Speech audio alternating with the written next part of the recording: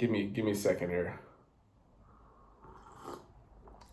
The weeping was edited actually at the house here, and a lot of the movies I've done, I've edited myself or with my brother, and we normally have had some of the worst old gear, old laptops that are just dying on us, and we've gotten away with it from shooting on DSLRs or even the last one down below. We bought a Panasonic EVA1, and we would still run external drives into a laptop.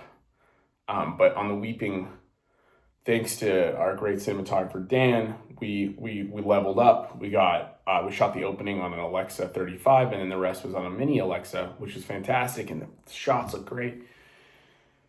But all of a sudden the files are bigger. And again, those aren't even big compared to how big things can get, but they're much bigger. And when it was time for me to edit the thing, I was like, oh man, like I need a new system. And thanks to my friend John, he guided me into what to get, and this system was just unbelievable. It's called the Mac Studio, and I got a 24 terabyte drive. You can see over here, just to show you guys. Mac Studio. He got me a nice monitor. Normally there's a 24 terabyte rugged drive, something, I can't remember. It's early, forgive me. But you love how raw these videos are. These are like, I can edit a 90-minute movie, but I can't edit internet content. I think I also don't like to. I feel like when I'm editing it just feels so like staged in reality. I'm like, I'm here to tell you that you could edit a 90-minute feature film from home equipment, and you don't need the state-of-the-art crazy stuff that people tell you need. I edited the movie in Premiere, didn't need Avid, whatever. And again, these programs are great, but like sometimes for me, I like to edit what I'm good at, and Premiere became the place that I just felt really comfortable creatively. And I think that's the most important part. I do think my workflow needs to get better, but it also, bad workflow equals lots of problems and slowness of exporting, but not necessarily creative problems. And so for me, I've always put the creative, like crack the story over some of the other stuff. And sometimes that's me just like diving in fast. So we edited the whole thing from here, from home, colored the whole thing in Premiere. I was going to, I'd colored stuff in Davinci, and that's the official way, but I had problems getting a colorist, and by the time I had, and got messed up with the workflow going to exporting out of Premiere to Davinci back, that I was like, you know what, I'm going to do this. I'm going to color this, but I'm going to color it in a place that I'm comfortable with. And I'm going to understand that maybe industry professionals only use Davinci, but you know what? I also didn't get this far making this movie by being an industry professional and following the official guidelines.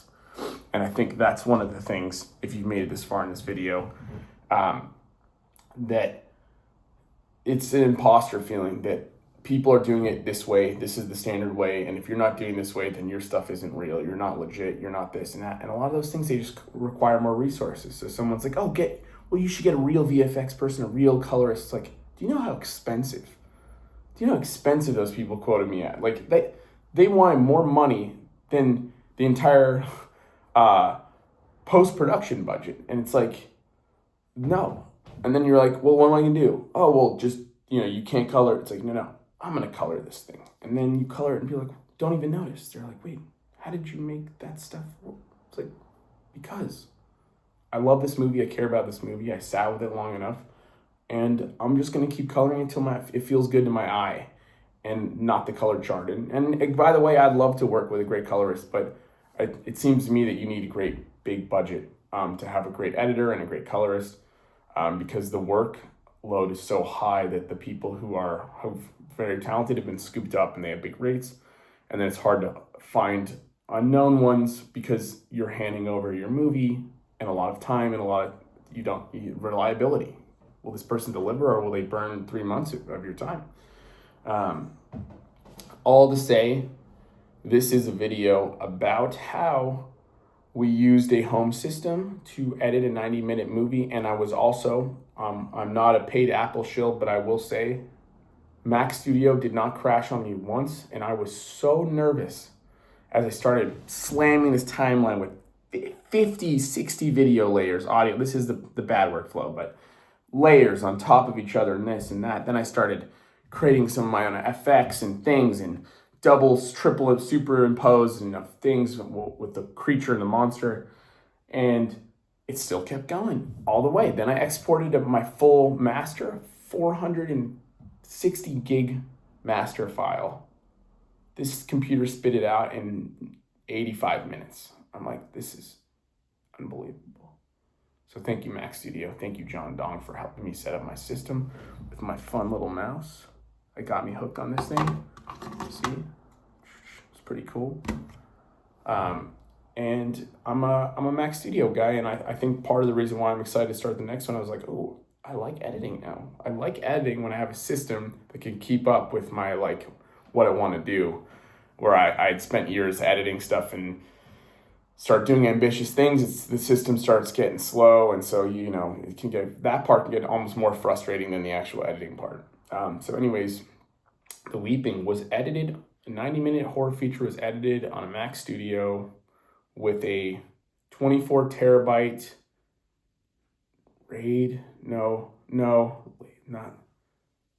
Glyph drive. And on that note, I'm finishing the video. Keep making your movie.